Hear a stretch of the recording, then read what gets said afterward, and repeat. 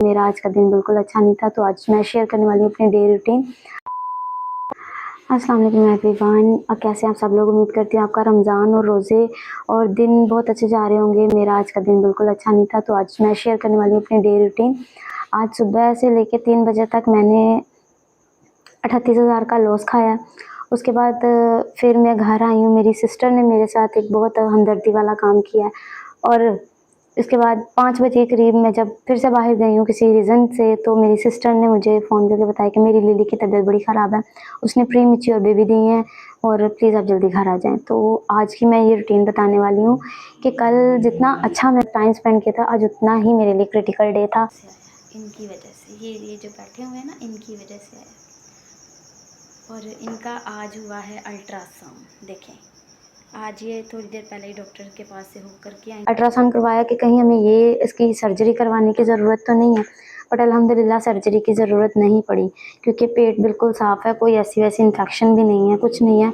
लेकिन इसने pre mature baby खोए अपने, उस वजह से थोड़ी सी डिप्रेशन में है। आप इसके लिए प्लीज़ दुआ कीजिएगा। मेरे नुकसान से ज़्यादा इस बच्चे का नुकसान है।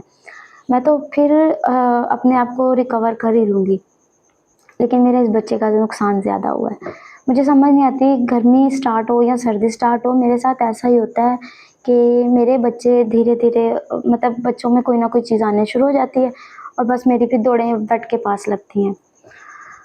इसको भी थोड़ी देर पहले मैं बेड से वापस लेके आई हूँ। हुआ कुछ ये था कि सुबह मैं जब घर से निकली हूँ, तो मेरे पास मेरा फ़ोन था, वो लग गया उसको पासवर्ड। मैं भूल गई, पासवर्ड भूल गई। पासवर्ड भूलने के बाद मैं उसको एक शॉप पे लेके गई, उन्होंने कहा कि आप हमें दे जाएँ 1000 में हम इसको सॉफ्टवेयर अपडेट कर देंगे। मैंने उनको दे दिया। उसके बाद मैं चली गई अपने काम पर। जब वहाँ से 2 घंटे का टाइम था, 2 घंटे बाद मैं वापस फ़ोन लेने गई हूँ, 1000 पे किया, फ़ोन चल रहा था, ओपन था। मैं आ गई वापस, मुझे वो फ़ोन रीसेट करना था, रीसेट का ऑप्शन नहीं आ रहा था। मैं उसको लेके गई दूसरी दुकान पे। उन्होंने कहा जिसका सॉफ्टवेयर होगा। मैंने कहा अभी तो करवाया मैंने सॉफ्टवेयर। नहीं जी, इसका सॉफ्टवेयर 2000 में होगा। मैंने उनको 2000 पे करके सॉफ्टवेयर करवाया, फ़ोन सही हो गया। और इस भागा-दौड़ी में ना तकरीबन कोई 2 ढाई का टाइम हो गया था। खैर 2 ढाई का टाइम हो गया। उसके बाद ऐसा आज मेरा मूड था या दिन था या मेरे नसीब में लिखा था कि क्या हुआ, वही मेरा फ़ोन कहीं पे वो उसी शॉप पे छूट गया या कहीं गिर गया, मैं नहीं जानती कि क्या हुआ। मेरे पास और भी थोड़ी-सी चीज़ सामान था। वो अब मुझे याद नहीं है कि मैंने उनसे फ़ोन लिया था, नहीं लिया था। मुझे वो पहले शॉपकीपर पे भी गुस्सा था। बस मैं फिर वहाँ से निकली, घर आके देखा तो फ़ोन ही नहीं। उस शॉप वाले से पूछा, उसने कहा नहीं, वो भी मोबाइल सेंटर था। उन्होंने कहा नहीं, यानी कि फ़ोन भी गया और वो 3000 जो उसके ऊपर लगाए वो भी गए। खैर फ़ोन 35,000 का था, 3000 38,000 का मेरा लॉस हो गया। उसके बाद मैं परेशान बैठी थी, मेरी बहन ने कहा कि आपके सेम मॉडल है, आप मेरा ले लें। उसका शुक्रिया, उसने मुझे अपना फ़ोन दे दिया। उसके फ़ोन में अपना सारा सेटअप किया, तो बाबा की कॉल आ गई कि जहाँ भी हो जल्दी आओ, एक काम है। मैं फिर वहाँ से निकली, बाबा के पास गई और 5 बजे होंगे जब मुझे वापस से फ़ोन आ गया मेरी बहन का कि आप ही घर आएँ, लिली की तबीयत बड़ी ख़राब है। मैंने कहा क्या हो गया? कहने लगी जो गोली के साथ हुआ था ना, गोली भी मेरी कैट थी जो अब नहीं रही, वही हो रहा है। मेरे हाथ-पाँव सुन्न हो गए क्योंकि उसको भी ब्लीडिंग, फिर बेबी और फिर वो नहीं बची थी। और सच ये है कि उसमें मेरी गलती थी कि मैं अपने भाइयों के रहमो-करम पे बैठी रही कि कोई आए और मैं इसको लेके जाऊँ। उस बच्ची ने पूरा 1 दिन निकाला था, 1 दिन, और जब मैं उसको लेके गई तो वो नहीं बची। शायद उसके नसीब में नहीं था, पर वो गिल्ट आज भी मेरे दिल में अटक गया कि वो मेरी वजह से नहीं बची।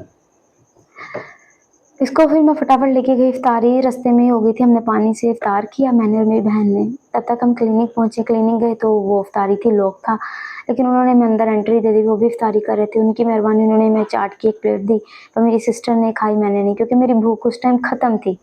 मुझे मेरा रो-रो के बुरा हाल था। मुझे बस ये था कि जितनी जल्दी हो ना डॉक्टर आए और इसको चेक करे कि कहीं इसकी सर्जरी तो नहीं होनी, कोई इश्यू तो नहीं होना। मतलब मैं अपनी सारी टेंशनें भूल के बस मुझे ये था कि इसको कुछ ना हो। डॉक्टर आए 7 बजे के करीब, उन्होंने आते ही इसको सबसे पहले चेक किया, अल्ट्रासाउंड किया, फिर एक्स-रे किया। उन्होंने कहा कि ऐसा कुछ नहीं है मैम, ये बिल्कुल ठीक है, आप परेशान ना हो। मैंने रीज़न पूछा कि ऐसा क्यों हुआ, प्रीमैच्योर बेबी क्यों हुआ? उन्होंने कहा कि कोई डिप्रेशन, टेंशन। अब मैंने कहा, उन्होंने पूछा कि कहाँ रहती है? फिर मैंने बताया कि मेरे घर की बैक साइड पे सारी कैट्स वगैरह, डॉग। उन्होंने फिर कहा कि हो ऐसा करें कि डॉग्स को ना थोड़ा सेपरेट रखें, क्योंकि कुछ कैट्स होती हैं जो डॉग्स को मतलब देख के घबरा जाती हैं, मगर मैं ये खेलती हूँ उनके साथ, मतलब ये खेलती हैं, मैं कैसे इस चीज़ पे एग्री करती। बहरहाल मैंने उनकी बात को माना, ठीक है मैं करूँगी, लेकिन मेरी बच्ची ने बच्चे खो दिए अपने, ये सबसे बड़ा मेरे लिए दुख था। आज का दिन बताने का मकसद सिर्फ ये है कि अपनी चीज़ का ना एहतियात करें। कोई भी शॉपकीपर है ना, वो इनके काबिल नहीं है। सो मेरा आज दिमाग बिल्कुल माउफ है, कोई भी दुनिया में ना यकीन के काबिल नहीं है।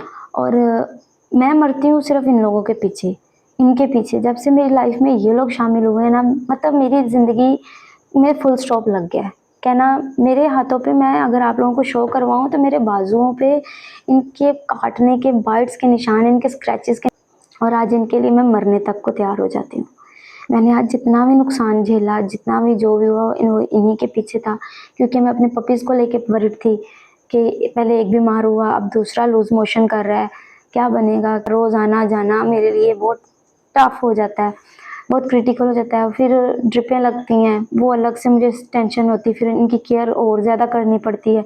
तो रोज़े में वो मतलब वो सारी चीज़ें मेरे माइंड में चल रही थी कि मेरे साथ ये जो कुछ भी हुआ ना, किसी का भला तो इससे नहीं होगा, और मुझे घाटा नहीं होगा, मैं और कमा लूँगी, मुझे पता है।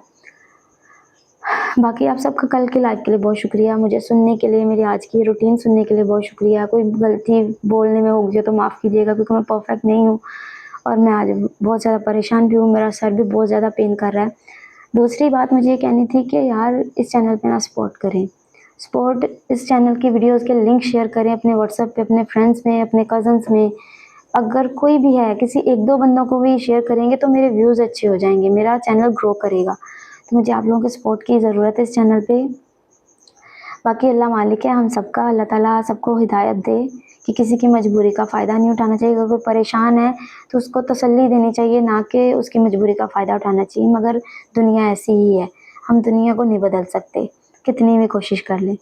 तो आज मेरे साथ जो हुआ, मैं दुआ करूँगी कि वो किसी के साथ ना हो, कोई भी कभी भी मजबूर इतना ना हो कि वो अपनी समझ बूझ ही खो दे।